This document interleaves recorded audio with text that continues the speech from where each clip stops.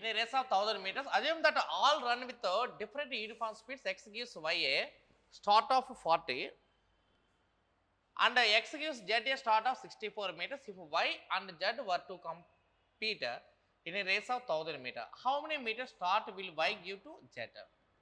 x, y మరియు z 1000 మీటర్ల రేసులో ముగ్గురు వేరు ఏకరీతి వేగంతో పోటీలో పాల్గొన్నారు. ఎక్స్ వైకి 40 మీటర్ ప్రారంభాన్ని మరి ఎక్స్ జెడ్కి 64 మీటర్ ప్రారంభాన్ని ఇచ్చాడు. వై మరియు జెడ్ రేస్లో పోటీ చేస్తే జెడ్కి వై ఎన్ని మీటర్ల ప్రారంభం ఇవ్వాలని అడిగాడు.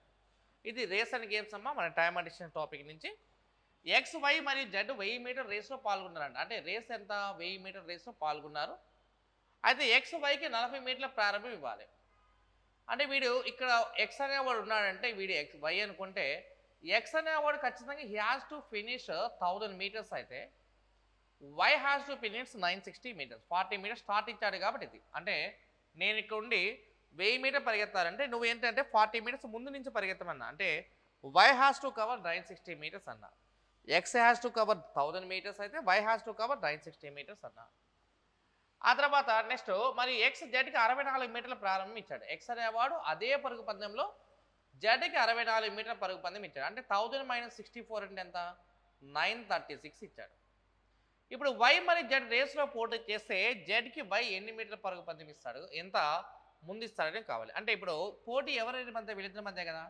అంటే మనం ఎలా తీసుకుంటే వై 960 దగ్గర ఉన్నప్పుడు జెడ్ అనేవాడు 936 దగ్గర ఉండాలి. అంటే వై 960 దగ్గర ఉన్నప్పుడు వీళ్ళిద్దరి మధ్య గ్యాప్ ఎంత 24. 960కి 24 కనుక అయితే 1000కి ఎంత అనేది కావాలండి. ఇక్కడ 1000కి ఎంత కావాలి.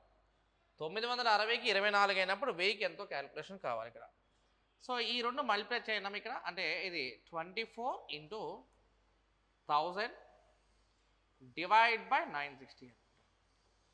అప్పుడు ఇది 0 క్యాన్సల్ అయితే 24 96 4 సార్లు పోవటం వల్ల 400 ఎన్నిసార్లు పోతుంది 25 సార్లు పోతుంది. సో కాబట్టి ఇది value is equals to be option.